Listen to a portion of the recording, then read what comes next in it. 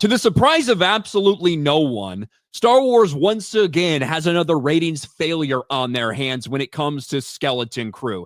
Now, I have to admit, I haven't watched Skeleton Crew at all, have not watched one episode. I really was never intending to or planning to from the beginning because, quite frankly, this show from the very beginning was marketed as much more of a children's show than the vast majority of other Star Wars content that gets put out there. Not to say that kids couldn't enjoy some of the other things in Star Wars. They certainly can. We've known that all the way from the beginning. But when you look at the other stuff they put out, clearly it wasn't just for children. Whereas Skeleton Crew, that's the way it felt from the beginning. One of the reasons I and probably a lot of other people have absolutely zero interest in it. But now that it's been put out, now that we see these Nielsen ratings, people are realizing that once again, Lucasfilm has another failure on its hands. Another Lucasfilm failure. Star Wars Skeleton Crew fails to chart on Nielsen, appears to be the least viewed live-action Star Wars show ever. And I don't think that anyone, even if you, whether you hate Disney Star Wars, whether you like Disney Star Wars, I don't think anyone should have expected it to chart. Not just because everything Disney Star Wars is shit and people hate it now, but just in general with kind of the target audience you were going after. I really never thought that this was going to do much. But we do have another Star Wars project on the horizon that we're getting news about this week.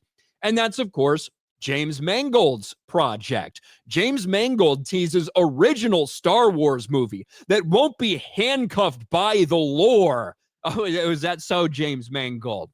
It's weird because everything Lucasfilm has put out doesn't seem like it's been handcuffed by any lore because they do whatever the fuck they want. And it's weird that you're talking about an original Star Wars movie, isn't it? But let's actually get into what he says here. James Mangold doesn't want to be handcuffed to Star Wars lore with upcoming prequel.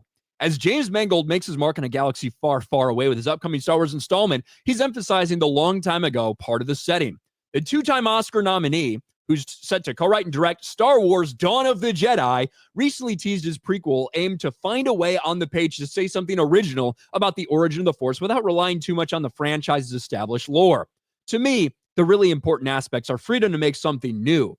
Screenwriter Beau Willimon and I, in relation to Star Wars, have been working on a script, and we'll see what happens.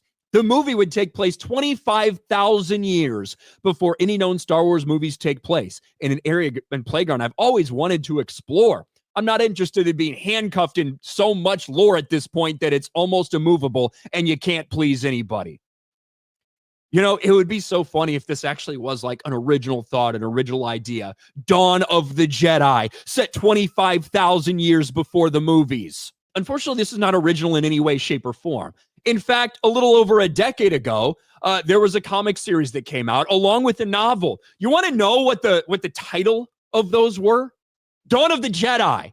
Do you want to know when that took place? 25,000 years before the movies. I'm not shitting you. I'm not pulling your leg.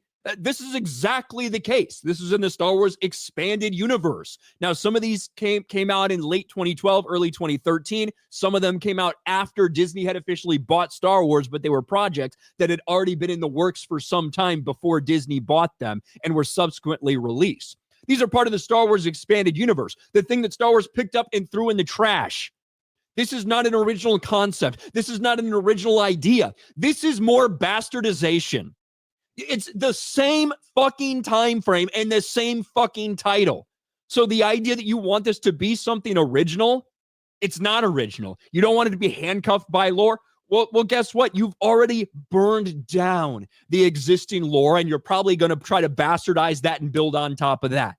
James Mangold, the last time he worked with Lucasfilm and didn't go so well when it came to Indiana Jones and the Dial of Destiny. I don't know if this project will truly ever see the light of day or not. They're working on a script. We'll see what happens. We know how that goes. I personally think they gave this to James Mangold as an apology for what happened with Indiana Jones and the Dial of Destiny. That's what I think. That's what I've always thought.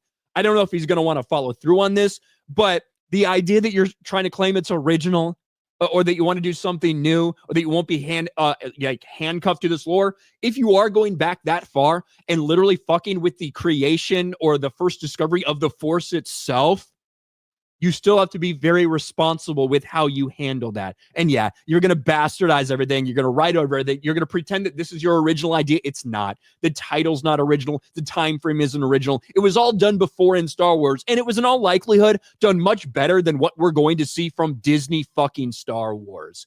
But as we have another failure on the small screen, James Mangold is talking up what he wants to do with his new bastardized lore surrounding his movie as well. Whether that ever sees the light of day or not, it's Lucasfilm, so chances are probably not.